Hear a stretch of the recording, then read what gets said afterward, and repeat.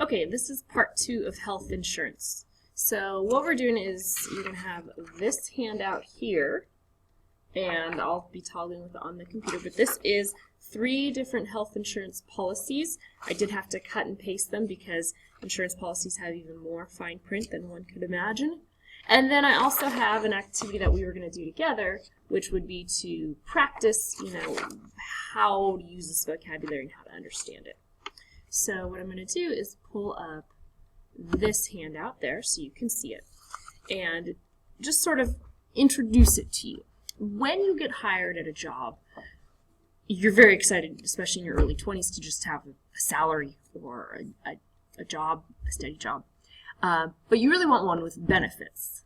Now, when you are told, oh, there's benefits, the word sounds good, but you need to really understand what are the benefits, because some employers offer better benefits than others. Well, one of the things once you're hired they're going to do is they're going to say, okay, now go over to HR and sign up for those benefits. That vocabulary word is called enrollment. And once you enroll, you're really locked in for probably the next year. And that means that you can't change your insurance policy. You have what you have until the following year when you could then change. So it's a pretty big decision, and most people don't really understand how health insurance works, especially when you're young.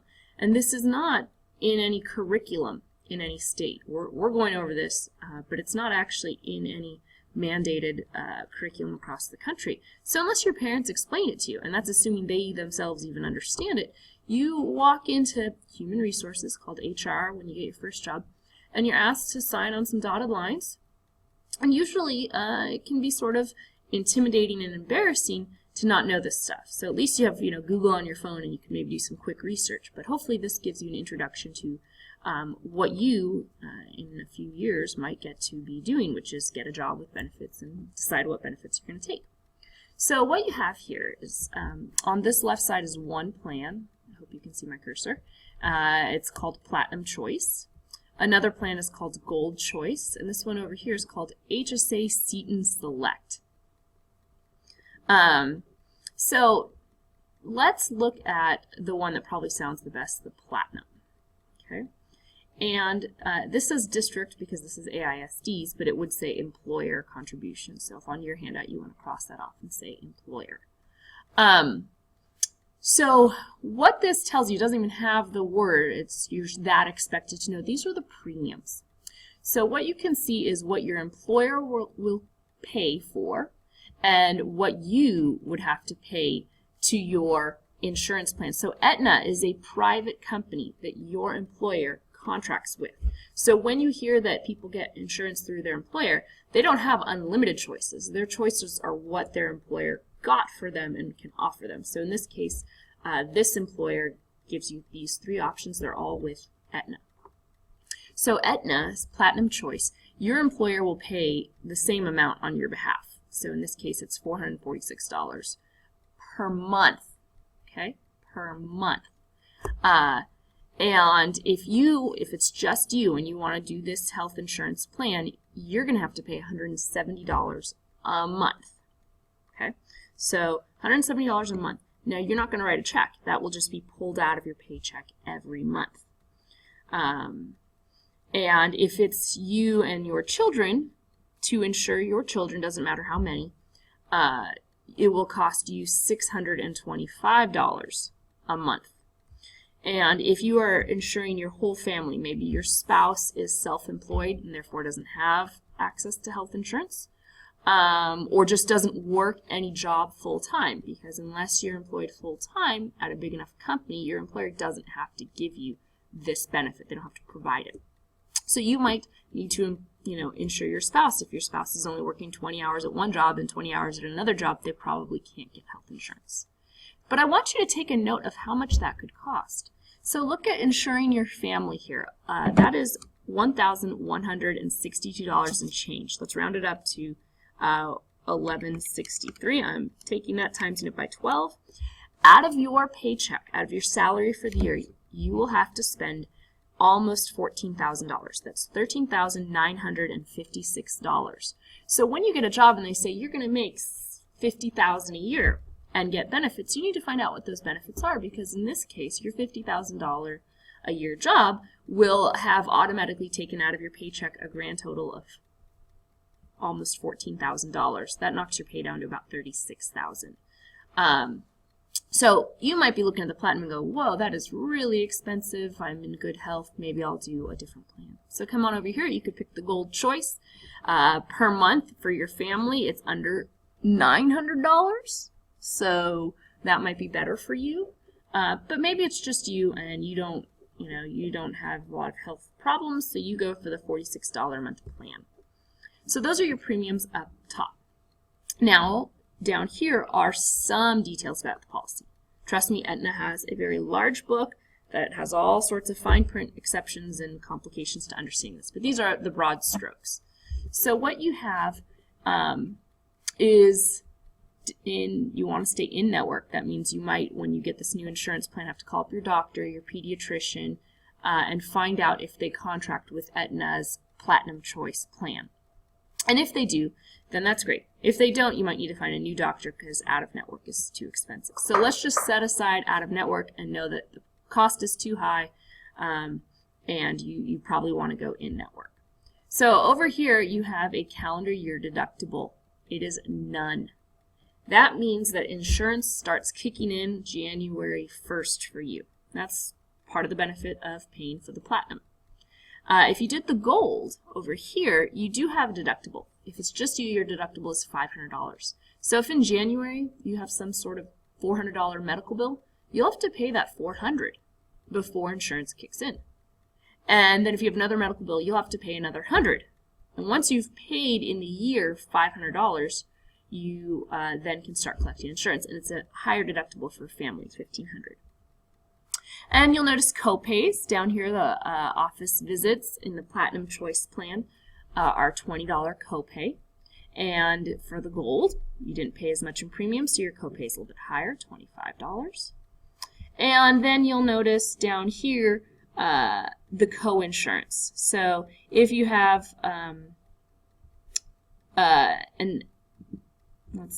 if you have a outpatient hospital surgery, you're going to have to pay 20%. Your insurance will pay the other 80%. Whereas with Gold, it's the same thing, but you're going to have to first meet your $500 deductible. Okay, you'll notice urgent care has a higher copay, $25. And if you go to the emergency room, it's a $100 copay. And then you'll have to pay 20% of the bill. So you got to kind of know this. Most Americans, I would say, don't really know these details very well. When they picked their policy, they probably checked out the deductible. They probably checked out the co-insurance, the 20/80, 90/10, 70/30 sort of breakdown. But then after that, they probably are too busy to keep up. A final number I want to point out is the out-of-pocket maximum. Remember how I said out-of-pocket max, it's how much you have to pay in, and then insurance will cover 100%. If you have the Platinum and your family spends, it says $3,000. I'm sorry, if your family spends, $3,000, then at that point insurance will kick in 100%. Whereas over in the Gold, you'll see that you would have had to have paid $7,500 in a year before insurance kicks in all the time. So if there were a major catastrophe, the Platinum Choice is going to be, it's going to pay out more, but you did pay in your monthly premiums. So finally, lifetime maximums, unlimited thanks to Obamacare, and preventative care, 100%, 100%. The Affordable Care Act does mandate that insurance covers preventative care. The logic behind that is it would be much better for you to go get your vaccine or your wellness check without a copay, without a doctor's bill, because that is cheaper than actually getting sick. So the idea would be to incentivize people to go to the doctor and do preventative care rather than having costly reactive care. So preventative care is covered, and lifetime and annual maximums have been eliminated. So now you see those words unlimited, but there used to be numbers there. Okay, the other thing we're doing is looking at this. I'm going to pull it up to kind of think about your policy. So let me pull that one up right now.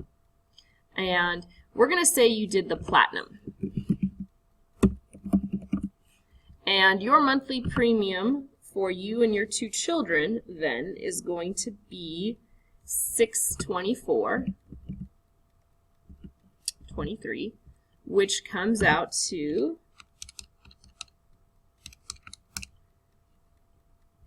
$7,490.76 per year. And your employer pays $446.25 each month on your behalf. Now, if you didn't want insurance, your employer probably won't give you that money back. It really depends on your company that you work for and the insurance. So I wanted to note that the insurance company that is going to insure you and your 2 children, they collected from you $12,845. Okay, so when we look at this sheet, what you see is a typical year. Let's say in January, baby Johnny got pink eye and it took a doctor's visit and you had to get a prescription. Well, the doctor's going to charge $150 and your prescription costs $70. So let's think about with your fancy insurance card that you showed your doctor, what you will do. Your copay, that's what you're going to pay for the doctor's visit. If you can look on your sheet, you're going to see that your copay for an office visit to your primary care physician, that's what PCP stands for, is going to be $20. So you're going to pay $20 for the doctor's visit, and then the doctor will send a bill to the insurance company. Now the prescription stuff, you actually have kind of a separate prescription plan. So you have to turn over to the back side. So looking further down, you will see retail prescription drugs, a 30-day supply. And when you're looking at this, you're going to see that the generic is $10. You should always go generic. The thing is, it's January 15th. It's early in the year. You have not met your prescription drug deductible. And if you look, there's fine print about your prescription drug deductible. Let's see if I can show it right here.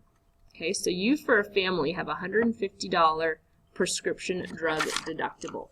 So you haven't met that. You're going to have to pay the full $70, and you still haven't met the deductible. But after you spend another $80 on prescriptions, then you will have all your prescriptions cost that $10 copay for the generic. So to date, you've spent $90. February 1st, you go to a wellness check, a routine preventative check. You pay $0 because of the Affordable Care Act. Then later in February, you have a mole. You go to the dermatologist for it. That's a specialist. Sometimes you have a higher copay, but you've chosen platinum, so your copay is $20. The rest is mailed to the insurance company for them to pay. And so far you've paid $110. Now this one is tricky. You have a daughter, she sprained her ankle, you rushed her to urgent care, you didn't quite know if it was a sprain or a break, you panicked, but you went to a place that unfortunately was out of network. So now you have to look down the out of network column, okay, not the in-network column. Out of network, you will see that you do have a deductible of $1,500 for your family. The urgent care visit is $475. You'll have to pay the full amount. Now, x-rays fall under something else. X-ray and labs down here towards the bottom, and you're going to have to pay, it looks like, 30% after the deductible. You've not met your deductible, so you're going to pay the full $400, and now that puts you at $985. Okay, so what I want you to do is continue going on your own and see how you can do this. Pause this, and then I'm going to skip to the end. So you pause it, you do it, and then we're going to talk about this.